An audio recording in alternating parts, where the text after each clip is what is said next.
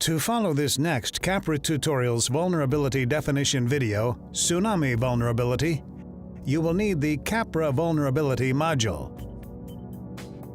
To start the exercise, 2 vulnerability functions will be added to the current functions library from the vulnerability functions database included in the module. To do this, click Open and then Search in Database. In the hazard type selection list, you should check that the hazard of interest is currently selected. If it is not, select the corresponding hazard and click Search. This list will be updated immediately with the vulnerability functions included in the database for the selected hazard. Now select the corresponding functions by clicking Add. When this is done, the selected functions will be included in the current functions library. The current functions library can be checked with the tools displayed in the Functions Browser drop-down menu. Another way to create a new vulnerability function in the Capra Vulnerability module is by clicking New, then Function, and then inputting the information Author, Function Name, and Description of the new vulnerability function.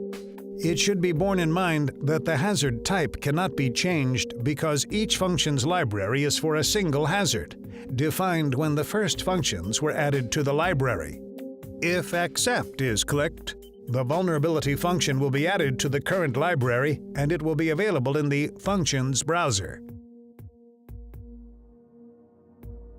Continuing with the tutorial exercise, an additional function must be added in accordance with the reference documentation. The above steps must be repeated with the new information. In addition to the created functions and those imported from the database, functions can be added to the current library from files on the hard drive. To do this, click Open, then Search File in Local System, and then select the desired function file to be added to the library. Parameter values for the current function are shown in the Modify Function drop-down menu. The last procedure must be repeated until all functions listed in the reference material have been included. To modify a vulnerability function, it must be located in the Functions Browser drop-down menu. Click on the graph or on Edit to load that function as the current function. This last step displays the function in the main window and loads the parameters values and additional function information into the Metadata and Modify Function drop-down menus. Once the desired function has been selected, necessary changes to parameters can be made. In this window, necessary changes to parameters of one-story wooden buildings will be made. The method should be selected as flood, number of points that define the function as 30, intensity type as water depth, maximum intensity value as 5, intensity unit as meters, number of stories as 1, inter-story height as 2.8 meters, and damage variation coefficient as 3. Changes made to parameters are updated promptly in the main window, making it possible to run a parameter sensitivity analysis. Finally, parameter values must be checked. By clicking Update Function, the changes to the current function will be saved.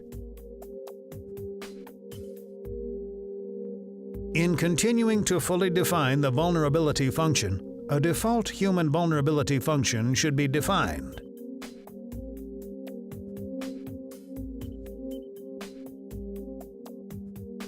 The following step makes changes to two-story wooden buildings. To do this, in the Functions browser drop-down menu, the function should be selected as the current function. The method should be selected as flood, the number of points that define the function as 30, maximum intensity value as 3, intensity type as water depth, intensity units as meters, the story number changed to 2, interstory height as 2.8 meters, and the damage variation coefficient as 4.3. Changes made to parameters are updated promptly in the main window, making it possible to run a parameter sensitivity analysis. Finally, parameters values should be checked. If Update function and Save are clicked, changes to current function will be saved.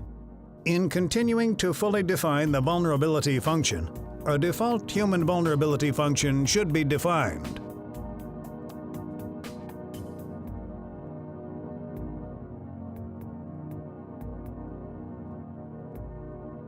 To save a function in a file, select the desired function as the current function from the Functions browser drop-down menu by clicking Save and then Function to Hard Drive. A Save File dialog box is displayed where the path can be selected and the vulnerability function file name entered.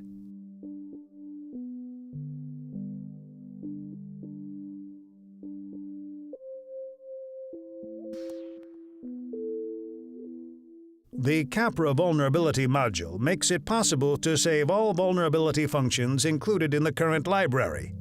To do this, click Save and then Library to Hard Drive. This will display a Save File dialog box where the path can be selected and the vulnerability library file name entered. The module will check if vulnerability files exist at the path selected and will ask for confirmation to save them if required. This concludes the tutorial. Thank you.